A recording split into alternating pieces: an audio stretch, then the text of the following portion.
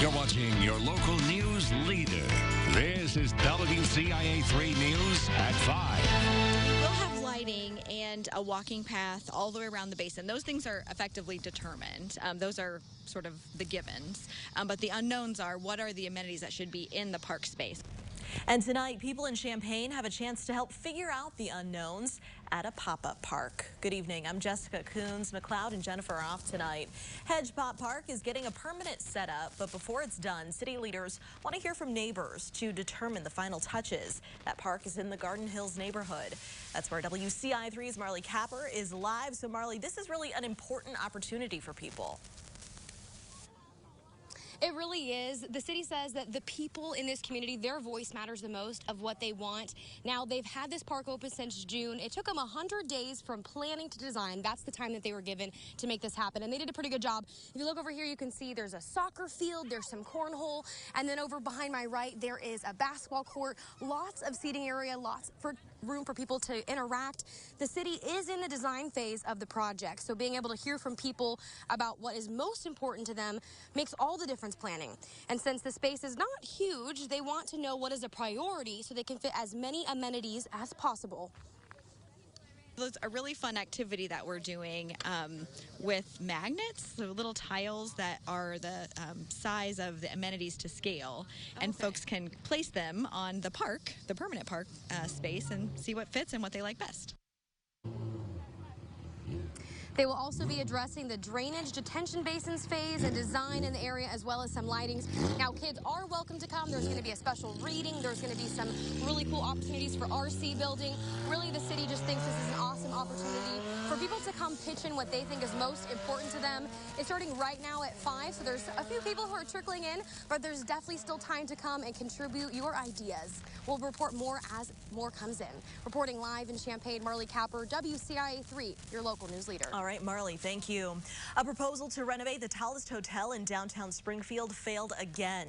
The owner of the Wyndham has been trying to get city council to allow him to change the hotel into a partial apartment complex. Last night, he proposed increasing the number of hotel rooms he would keep open from 80 to 100. There would be 300 apartments, but that plan did not pass. Council members don't think that's enough hotel rooms.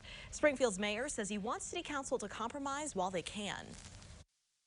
What we need to do is pull the whole package together, the financial package, the design as much as possible, so we have the total picture, and that might give people the greater comfort level and moving in that direction. But that takes time. That'll take 2-3 months.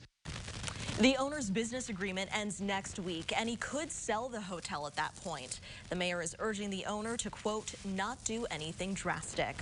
We have a follow-up from last night. Vermilion County leaders are being recognized for coming up with unique ways to help people during the pandemic. We told you the health department got a national award for innovation.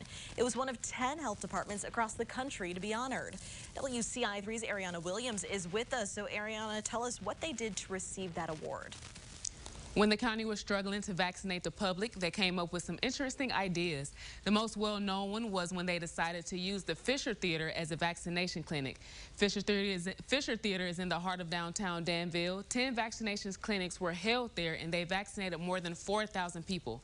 This serves as just a glimpse of all the work that was done across Vermilion County for the health of the people. However, this award is given to the city is something that everyone who helped during COVID is proud of. I felt honored about it, and here in Danville we worked hard, and it was just a passion that we had, that we were able to help the people, help the needs. During the pandemic, Ed Butler and his team delivered groceries, medicine, and cleaning kits to those in quarantine. He says he didn't do it for the recognition. He was just happy to be of service to the people. Butler said there's still work to do, even though COVID measures are relaxed. He continues to urge people to get the vaccine and keep up with COVID protocols. Back to you. All right, Ariana, thank you. St. John's Hospital in Springfield is reminding everyone vaccines are important for people of all ages. They're doing this because it's National Immunization Awareness Month, or NIAM. The goal is to encourage people to stay up to date on their shots, and parents are also encouraged to make sure their kids are vaccinated for the upcoming school year. Here's some stories making national headlines today. The U.S. has declared monkeypox a public health emergency. 6,600 cases have been reported so far in the U.S. That's up 1,600 cases since last week. Over 600,000 vaccine doses have been distributed thus far, and around 80,000 tests are now available every week. The Biden administration is also exploring new methods of giving out the vaccine to expand availability. The Justice Department announced federal charges against 4 former Kentucky police officers. It's over the botched raid that led to the death of Breonna Taylor. The police officers have been charged with civil rights violations. 26-year-old Taylor was shot to death in her own home in 2020 by officers who broke down her door, executing a search warrant. And a Russian court has sentenced U.S. basketball star Brittany Griner to 9 years in prison. The judge found the 31-year-old guilty of deliberately bringing vape cartridges containing cannabis oil with her when she flew to Moscow in February. Griner's lawyers had argued she inadvertently packed those cannabis canisters. Well, summer is winding down, which means the state fair is coming up. We'll tell you what's new this year and this. Abortion is not as polarizing as really we think. Kansas voters rejected removing abortion's rights from its constitution. What that could mean for other states.